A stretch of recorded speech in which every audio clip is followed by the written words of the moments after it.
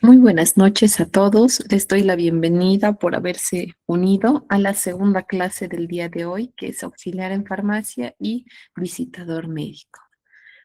Se puede ver totalmente la pantalla y bueno, ya voy a empezar a compartirlo y a iniciar la clase de hoy. Estamos buena cantidad de participantes y bueno, a medida que avancemos, se van a ir conectando los demás.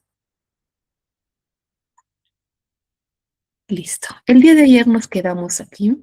Avanzamos lo más que se podía con respecto a visitador médico, ya que en el módulo pasado lo dimos de forma muy rápida. Y para resumir y recordar, para que no se nos olvide, la persona, el visitador médico, un buen visitador médico no vende medicamentos, sino que transmite conocimiento científico que ayuda al médico a tomar las mejores decisiones terapéuticas. Lo resumimos en esa frase, ¿verdad? Hicimos estas dos prácticas y el día de hoy vamos a ya adentrarnos a lo que es la farmacología como tal.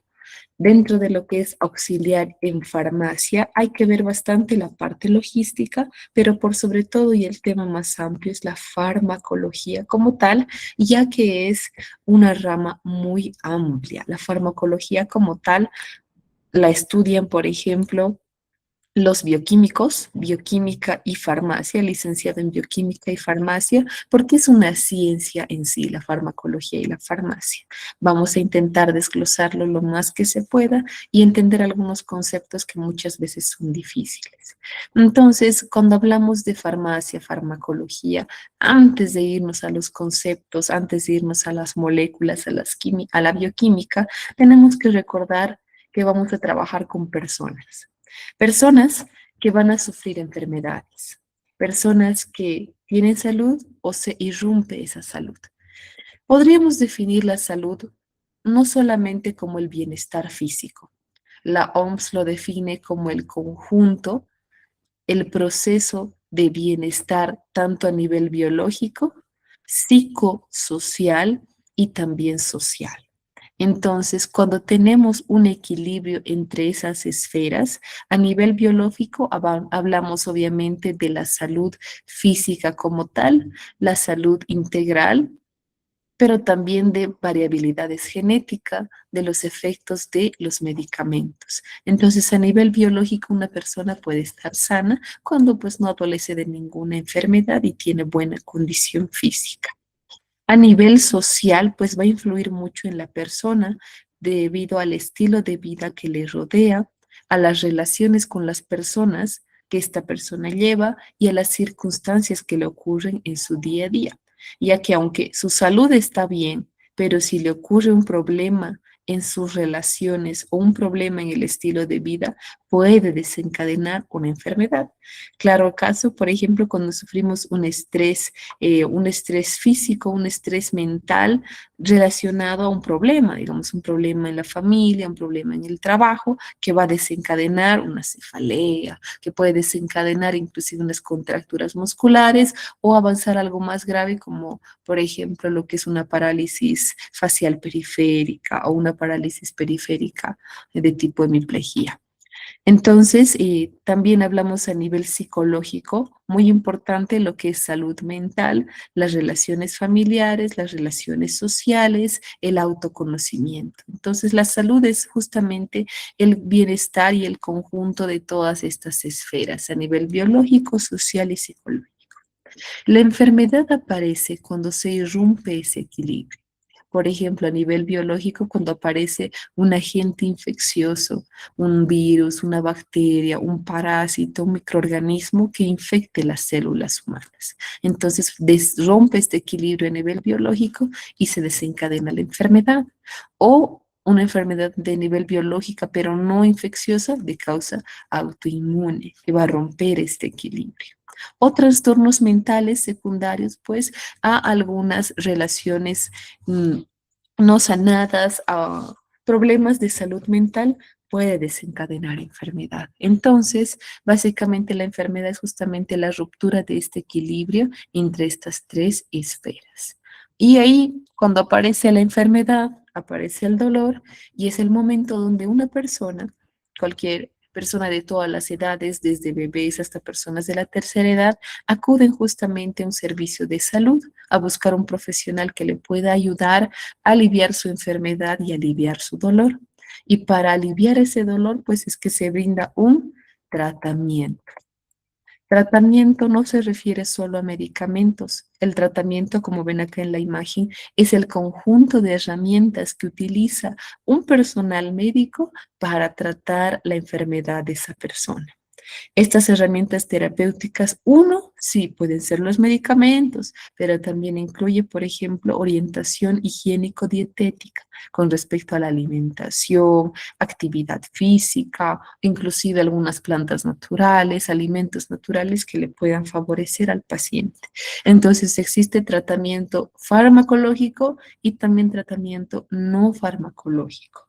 Todas estas herramientas pues van a ser prescritas, dispensadas en la consulta que realice el paciente con el personal adecuado, con el médico. Entonces, existen varios tipos de terapia y va a depender la enfermedad o la patología que tenga ese paciente. Dentro de lo que es tratamiento farmacológico, ahí entran los medicamentos.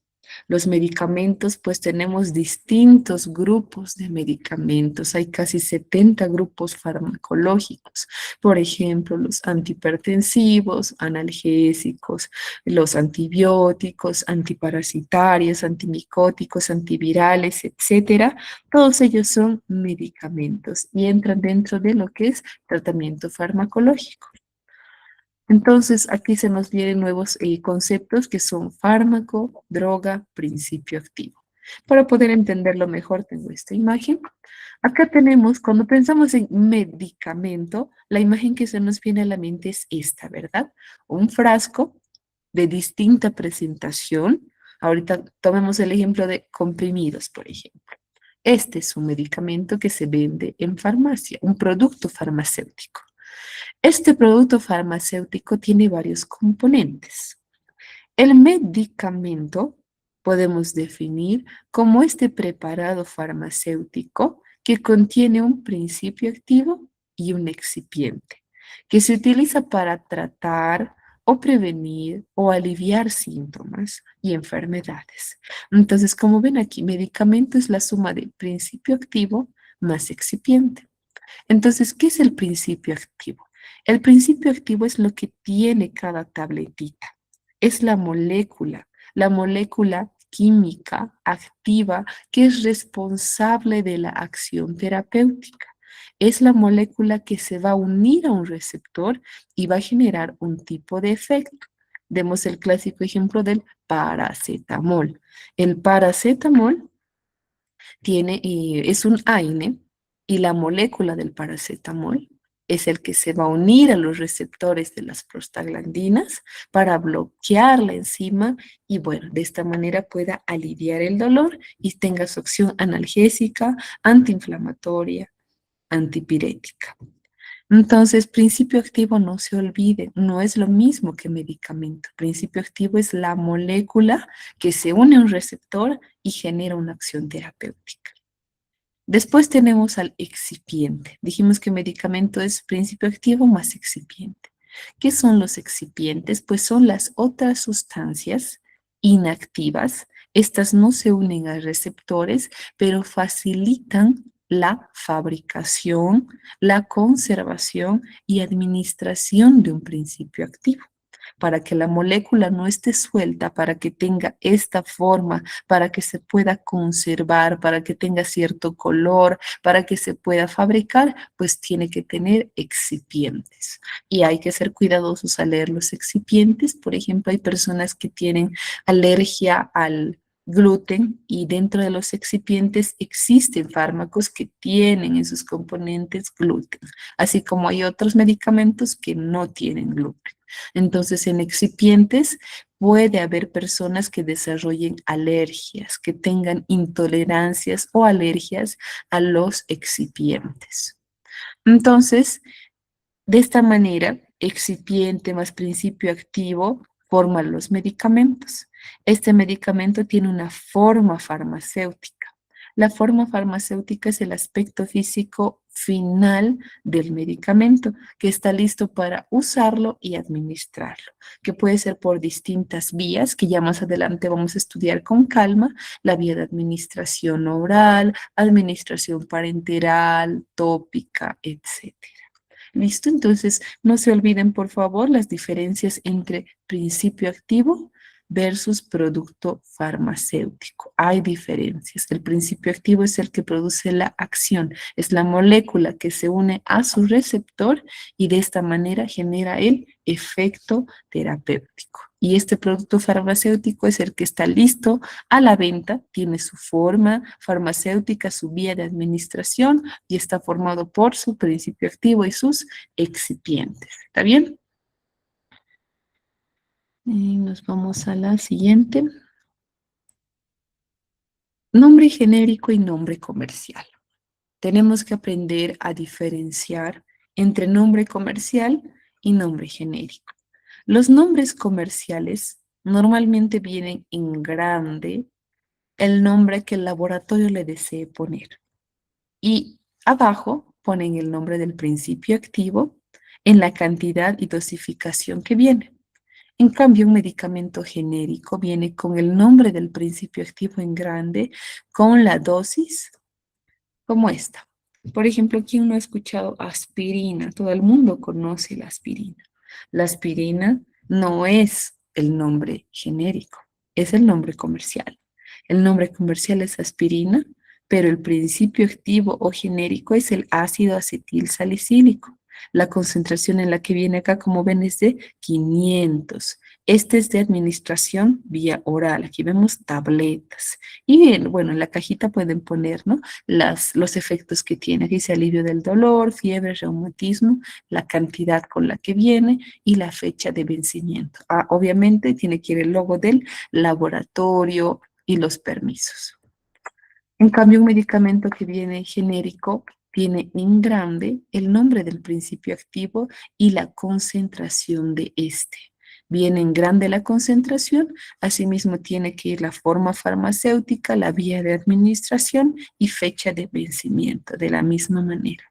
Entonces, no confundir nombre comercial versus nombre genérico. Tenemos que nosotros conocer todos los nombres genéricos, ya que cada laboratorio le puede poner un sinfín de nombres. Por ejemplo, el paracetamol de distintas líneas va a venir con otros nombres. En Vago, Nodolex. En Inti le van a poner otro nombre. IFA le puede poner otro nombre.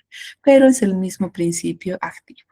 O el ibuprofeno, ¿no? Ibuprofeno todo el mundo conoce, pero puede venir como Mevidox, como Actron, puede venir como Pironal Flu, etcétera, con otras combinaciones. Entonces, cada medicamento de distinta dosificación requiere obviamente una prescripción médica, una receta médica para que pueda tener su dosis. Estas dosis, la dosis es el que determina la efectividad de un tratamiento, la seguridad del paciente y previene toxicidad. Es por eso que se da dosis. No es que por yo tomarme 3, 4 tabletas el efecto va a ser más rápido. Puede ser más bien inseguro, puede ser tóxico y no tener el resultado esperado. Es por eso que, como ven acá en la imagen, necesitamos una primera dosis, segunda, tercera, cuarta, quinta o sexta, o según el medicamento que requiera una dosis específica. Cada que la persona va tomando, la concentración plasmática del medicamento va subiendo. Todo lo que es el rojito es la cantidad de medicamento en sangre. Entonces, mire, con la primera toma sube. Con la segunda toma aumenta más. Con la tercera ya se llega a un nivel plasmático adecuado y a partir de la cuarta, quinta y sexta se mantiene ese nivel plasmático del principio activo. Cuando el paciente rompe este esquema, se olvida o se pasa mucho la hora, es como que estaba aquí arriba y otra vez se baja nuevamente abajo y es por eso es que muchos incumplen los tratamientos. Normalmente ocurre eso en adultos que están muy ocupados o en niños pequeños que quizás sus papás no le administran en la hora correcta. Pero nuevamente recalcar que la dosis es la que nos permite que un tratamiento sea efectivo. Asegura que el medicamento funcione de manera óptima para que pueda resolver el síntoma o tratar la enfermedad. le brinda seguridad al paciente, ya que si damos en la dosis incorrecta, puede haber efectos adversos. Hay efectos adversos leves, moderados y algunos severos que comprometen la vida del paciente. Hablando, por ejemplo, de alergias, ¿verdad? Algunos efectos adversos alérgicos. O si damos una infradosis, puede ser ineficaz en el tratamiento. Entonces, hay la importancia de tener la dosis correcta. Además que previene toxicidad, ya que evitamos sobredosis, poniendo en riesgo la salud del paciente. Intervalo de dosis. ¿Cada cuánto se da? Pues eso depende al medicamento, a la edad del paciente, a la patología.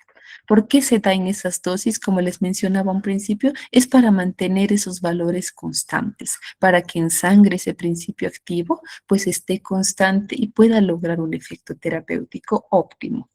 Y previene también sobredosis, una falta de efecto y minimiza los efectos secundarios. Eso es lo bueno de dar a intervalos correctos, digamos cada 8 horas, cada 6 horas, cada 12 horas, cada 4 horas, inclusive las gotitas oftálmicas, por ejemplo, para que pueda tener su efecto terapéutico y evitar efectos secundarios, porque todos los medicamentos, sea cual sea, tiene posibilidad de efectos adversos y va a depender mucho del paciente, de la edad, de su peso y si tiene alguna patología de base también. Entonces, ahí radica la importancia de mantener una buena dosificación. Si a alguno de ustedes se les va surgiendo dudas o preguntas o algún concepto que no les quede claro, chicos, pueden mandar su mensajito en el chat. Y al finalizar la clase, pues vamos a ir resolviendo todas sus dudas. ¿Listo? El chat está abierto. Entonces, continuando con lo que es farmacología, como les mencionaba un principio, esta es una ciencia que lo estudian 5 años, incluso existen maestrías en farmacología, aquellos bioquímicos, médicos u otro tipo de personal que quiere especializarse, existe, porque es una rama amplia y muy bonita que está en auge. Año tras año va a ir evolucionando. Como ustedes saben, cada año hay nuevas enfermedades y nuevos tratamientos. Así que la farmacología es una ciencia que está en avance, en constante investigación, innovación, y hay que estar a la vanguardia con todos los tratamientos modernos que van surgiendo.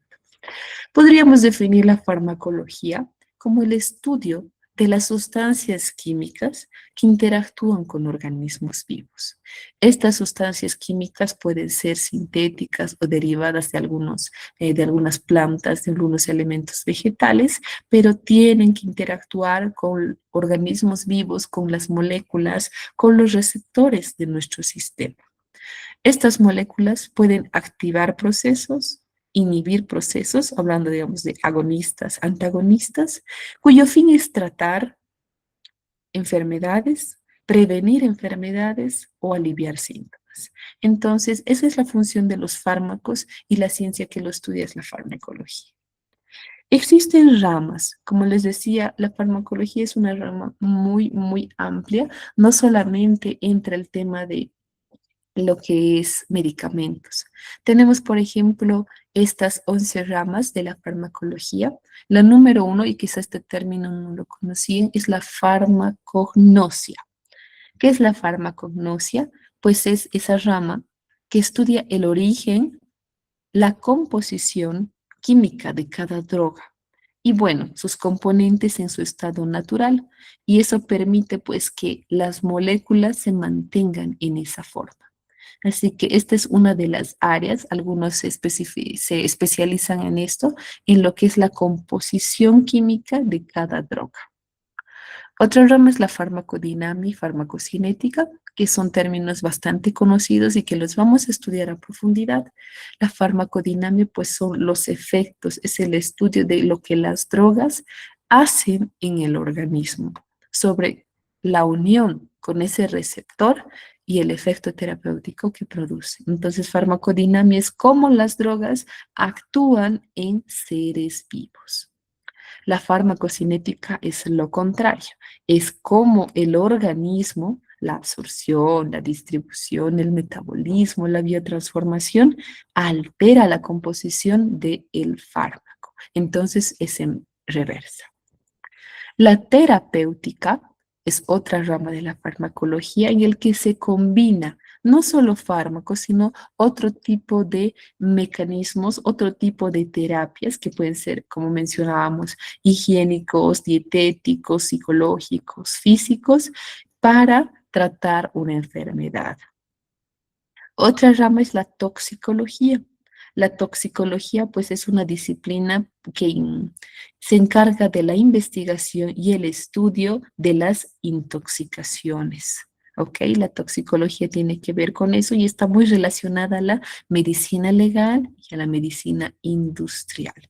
Eso es muy importante, dado que siempre que se utiliza un fármaco, aunque sea en dosis adecuadas, puede haber efectos adversos o indeseables. Por eso la importancia de dar la dosis correcta a la persona correcta.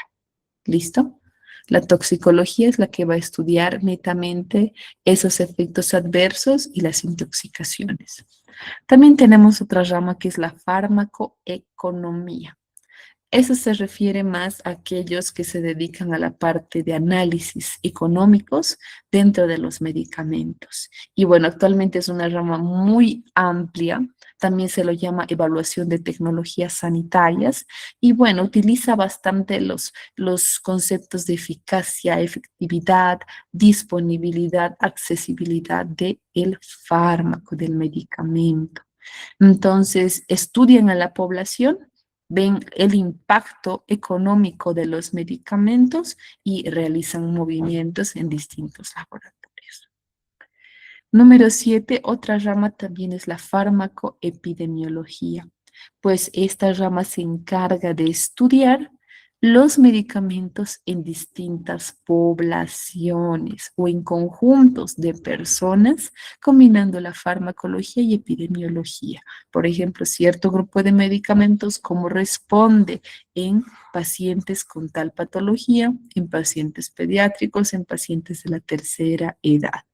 Entra dentro de lo que es la farmacovigilancia. Está muy ligada, sobre todo a la fase 4 de los estudios clínicos, la farmacoepidemiología. Una vez que se saca un medicamento, pues una vez que se empieza a comercializar, no es que digamos lo venden y chao, nunca más lo estudio ni hago seguimiento de ese medicamento, sino que tienen que vigilarlo, tienen que hacer un seguimiento post comercialización para saber si no aparece determinados efectos adversos, en qué población, en qué edad y qué soluciones podemos brindar. Estas dos ramas están muy relacionadas, farmacoepidemiología con farmacovigilancia. Esta pues es un conjunto de métodos que tienen como objetivo la identificación y valoración del riesgo que representa el uso agudo o crónico de un medicamento a, a las dosis adecuadas. No hablamos de toxicidad acá en farmacovigilancia, sino simplemente de revisar a lo largo del tiempo la administración de un medicamento en sí, de forma aguda o de forma crónica en una población o en grupos pequeños según edad. Entonces, también ambas ramas son importantes. Otra, la número 9, tenemos la biofarmacia, por ejemplo. Esta se encarga de diseñar formulaciones o manipulación. Y bueno, siempre teniendo en cuenta los principios de farmacodinámica y farmacocinética, pero este se encarga de las formulaciones. Tenemos también la rama que es la farmacología molecular. Es aquella que estudia las relaciones, bueno, entre la estructura química y la actividad biológica. Así que conocer esta relación entre el fármaco y la actividad biológica, pues permite predecir cómo otros medicamentos con estructuras similares tengan distinta acción farmacológica y los resultados esperados. También menos toxicidad. Esto está avanzando a pasos agigantados. Y por último tenemos a la farmacogenética, que es la que se encarga de estudiar las alteraciones transmitidas por herencia que tiene una persona que afectan la actividad de los fármacos. Y bueno, permite desarrollar algunos métodos para diagnosticar estas alteraciones antes de administrar el medicamento.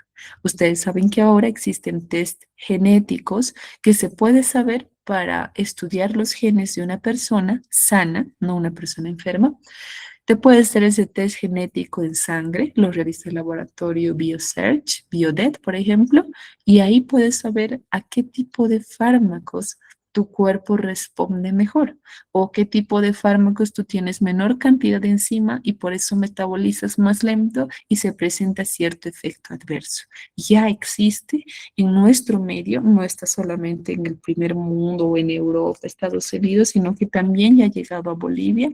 En Cochabamba lo tenemos, La Paz, Santa Cruz, si no me equivoco, también tienen laboratorios clínicos que se encargan del estudio genético.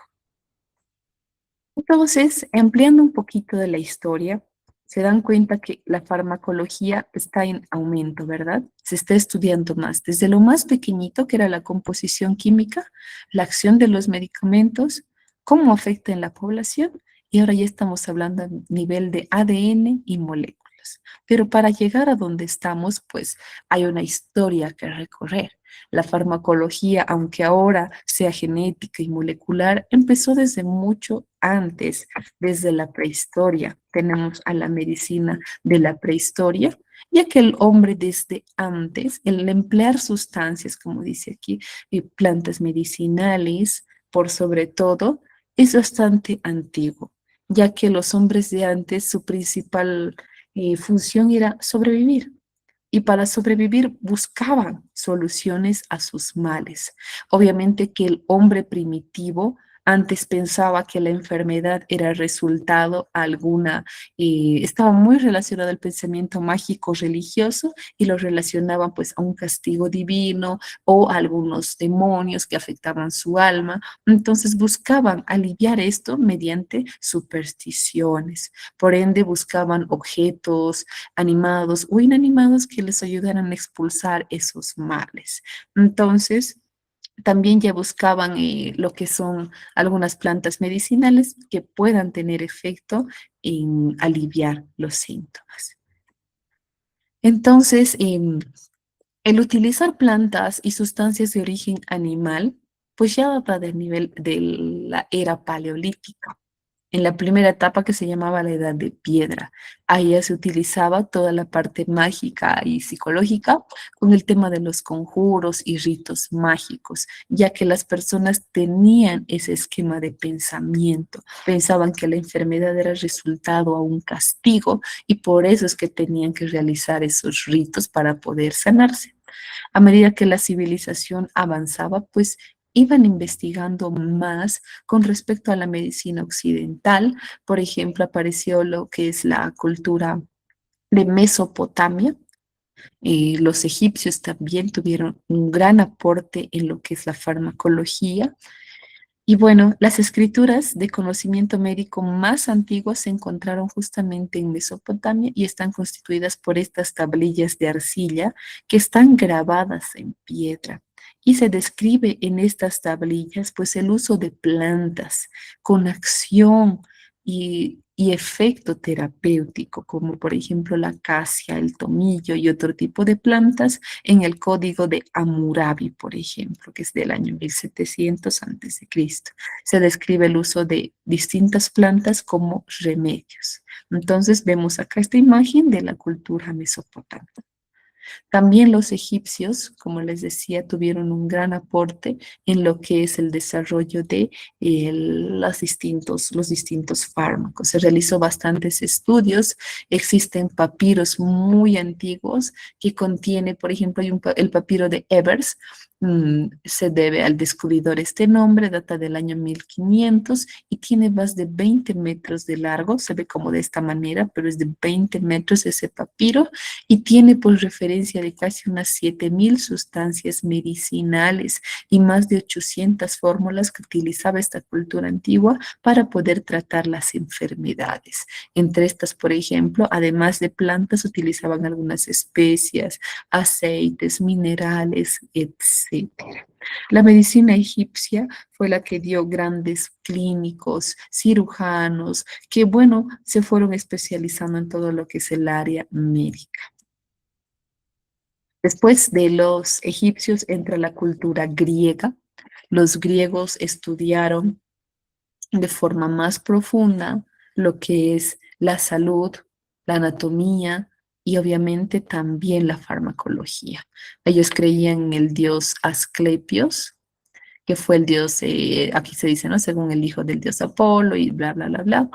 La, el representante más importante de la cultura griega, pues es Hipócrates. Hipócrates, que apareció después de Sócrates y de Platón, se le atribuye vastos libros, casi unos 53, que trata justamente sobre el organismo humano. Y su teoría de él era que las enfermedades no se debían a un carácter religioso mágico o algún castigo divino, sino que su teoría fue que el organismo estaba regido por estos cuatro humores que seguramente alguna vez lo han escuchado, que era sangre, flema, o agilinfa, como dice, sangre, flema, bilis negra y bilis amarilla. Y cada una, pues, predominaba en el carácter de los individuos, a los sangre, sanguíneos, a los que predominaba flema, flemáticos, bilis negra, los melancólicos y bilis amarilla, los coléricos. Entonces tiene bastantes libros donde él argumentaba su teoría y permitió pues el estudio poco a poco más profundizado de lo que es el área de salud y medicina. Después de Hipócrates viene otro personaje sobresaliente que es Galeno. Y bueno, a medida que avanzan los años, también los árabes tienen un gran aporte en lo que es la medicina.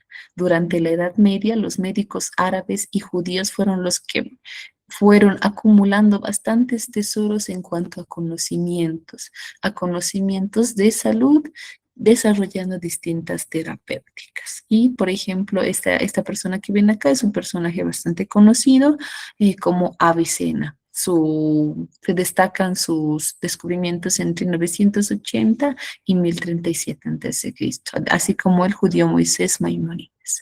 Entonces, eso es un poquito de la historia, de recordar un poquito las culturas que han tenido un buen aporte en el avance de la ciencia.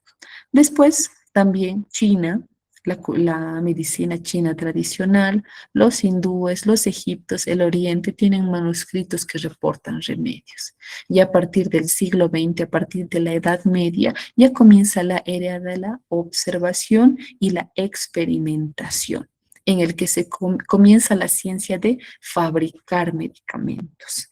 Y bueno, en el siglo XIX, Magen y Bernard ya publican su libro sobre fisiología experimental y farmacología, y de esa manera más adelante, al avanzar de los años, pues ya se va desarrollando mediante la observación y experimentación los distintos medicamentos, haciendo énfasis en receptores farmacológicos, y ahora ya estudiamos lo que es la farmacogenómica. Y bueno, además que se van desarrollando nuevos medicamentos, entramos en la era del uso indiscriminado de medicamentos y automedicación, que tengo pues un capítulo para hablarles más adelante. Y como les decía, todo medicamento, aunque se use en la dosis adecuada, hay riesgo de que tenga efectos adversos. Por eso está este principio que todas las sustancias químicas que se administren pueden ser tóxicas. Inclusive los compuestos herbales o vegetales no son diferentes a los fármacos. Al tener una acción en un receptor, esta acción puede ser positiva, terapéutica, pero casi siempre viene acompañado de algún efecto adverso. Todos los suplementos dietéticos o productos naturales tienen que cumplir con los mismos requisitos de seguridad y eficacia. Esto es el boom de ahora. Todo el mundo ve TikToks sobre suplementos y quieren comprárselos inmediatamente y empezar a tomarlos indiscriminadamente. Hay suplementos que le viene bien a unos pacientes y otros que no. No es según la moda. Entonces depende mucho a lo que requiere el paciente, a la edad, a la patología, etcétera. Entonces, tanto medicamento como suplemento requiere la dosis adecuada y ambas pueden tener efectos adversos, no solo porque sea natural es que no va a tener efecto adverso, puede tener. Entonces, explicando un poquito, retomando y entendiendo un fármaco, tenemos que entender la naturaleza de este fármaco. Los fármacos no se inventan funciones, Los fármacos son moléculas, como decíamos a un principio, que activan o inactivan procesos. Cuando activan un proceso en nuestro sistema se llama agonista, pero cuando inhibe un proceso se lo llama antagonista.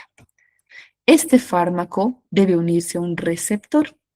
Este receptor es una molécula específica. Este receptor puede ser de distintos tipos. Tenemos 4 tipos de receptores principales, pero hay más. Pueden unirse casi a 6, 7, 10 tipos de receptores en nuestro organismo, pero tiene que ser específico, esta molécula que se una específicamente con esta.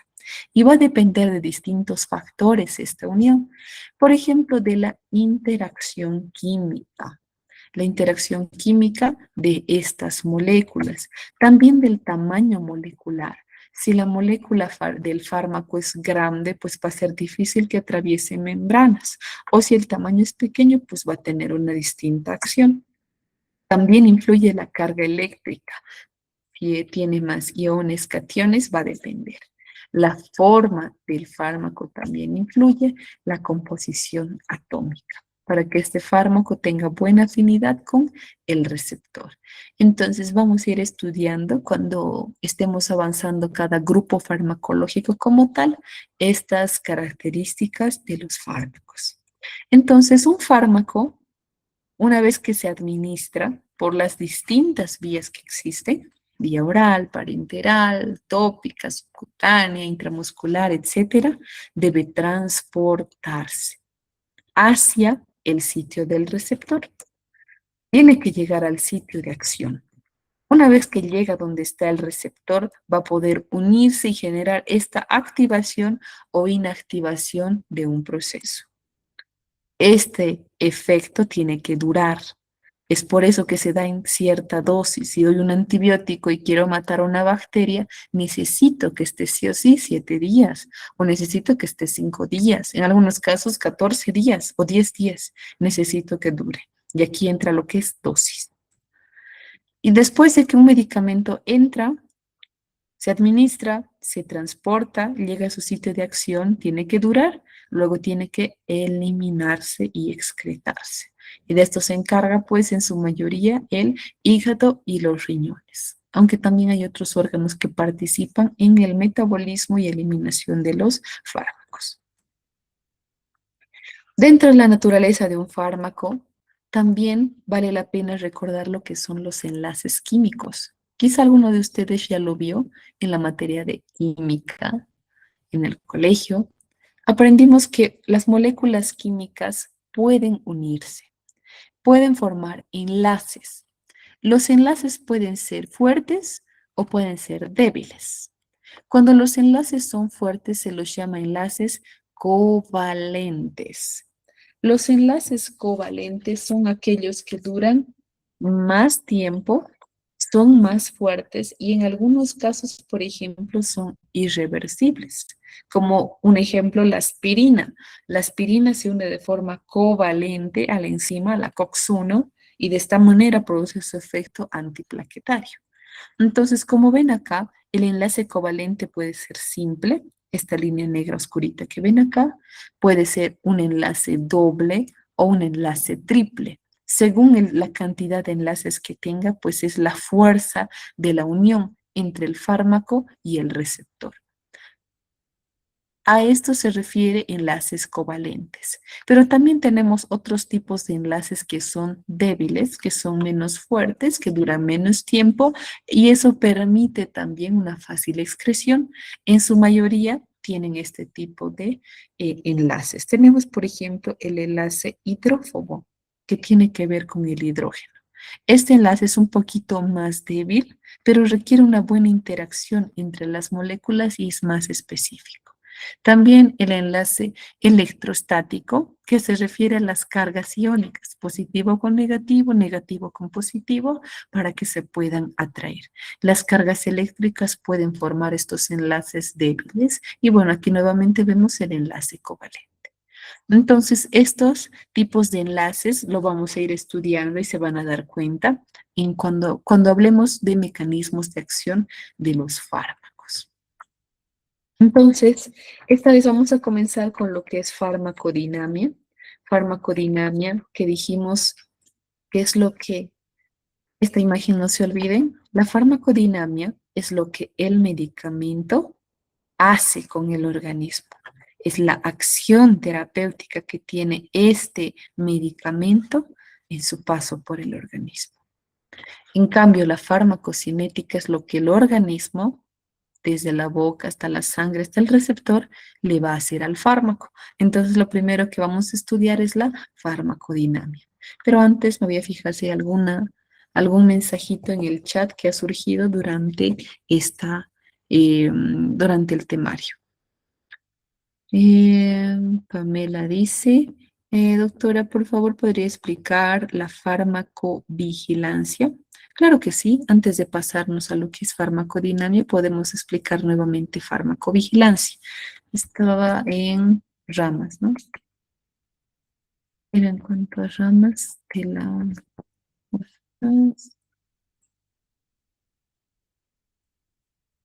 Permítame, ya llego.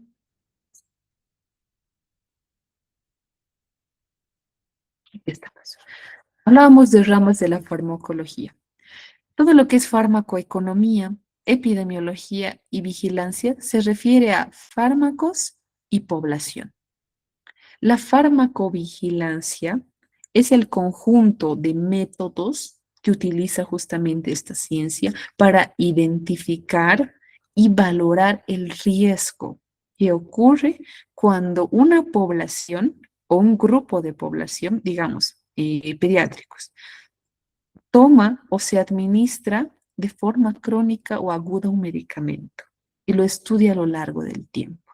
Por ejemplo, se puede hacer farmacovigilancia del uso de antibióticos en poblaciones pediátricas. Entonces, la farmacovigilancia se va a encargar de ver a lo largo del tiempo si ocurre algún efecto adverso nuevo o qué consecuencia a largo plazo puede tener.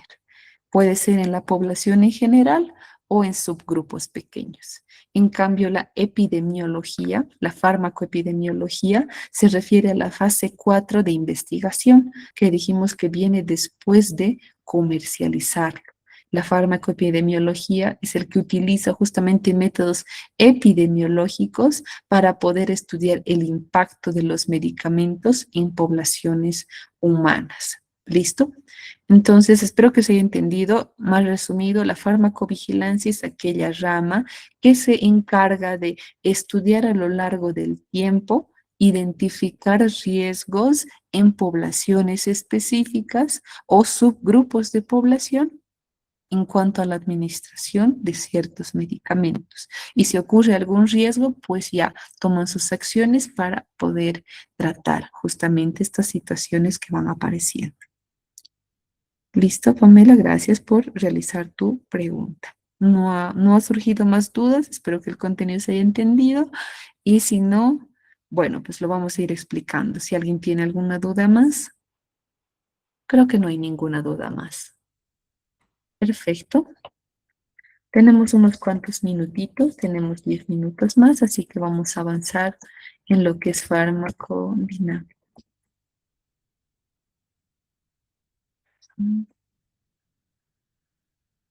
Naturaleza del fármaco, farmacodinamia. Entonces, farmacodinamia es lo que el medicamento hace en el organismo.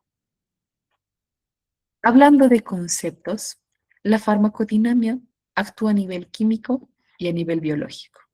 A nivel químico, porque el principio activo va a actuar, tiene una estructura específica.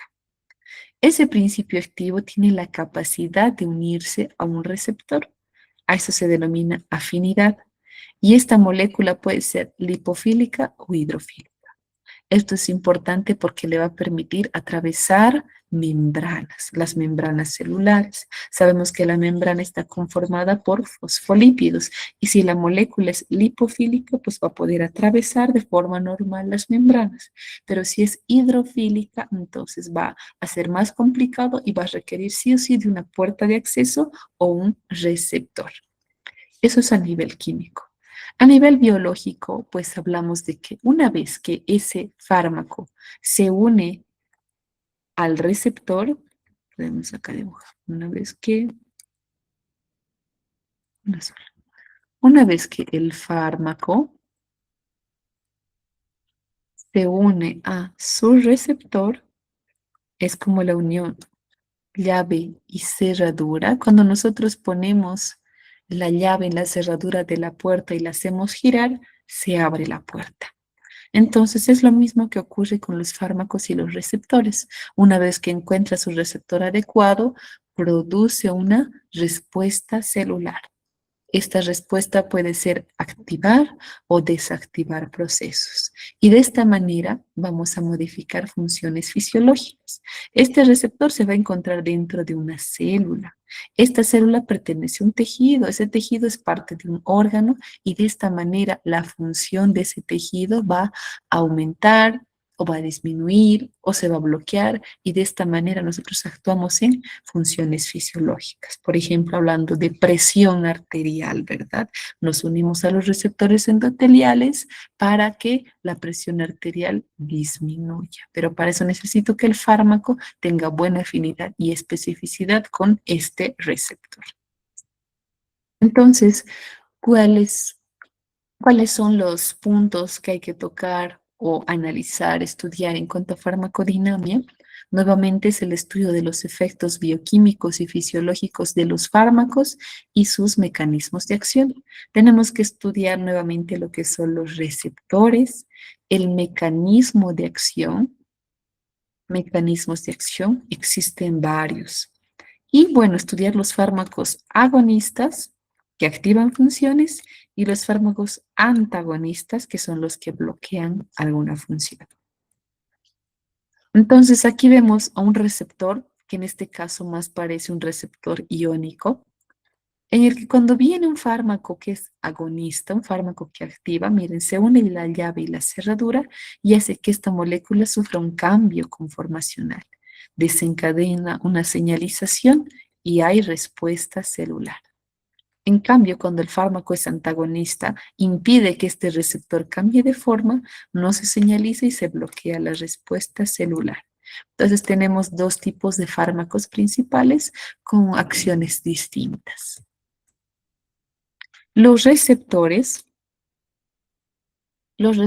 podríamos definir como aquella molécula que interactúa con un fármaco, se relaciona, es afín a ese fármaco e inicia una cadena de fenómenos bioquímicos llamados efectos farmacológicos y produce una respuesta específica y constante en cuanto a función celular.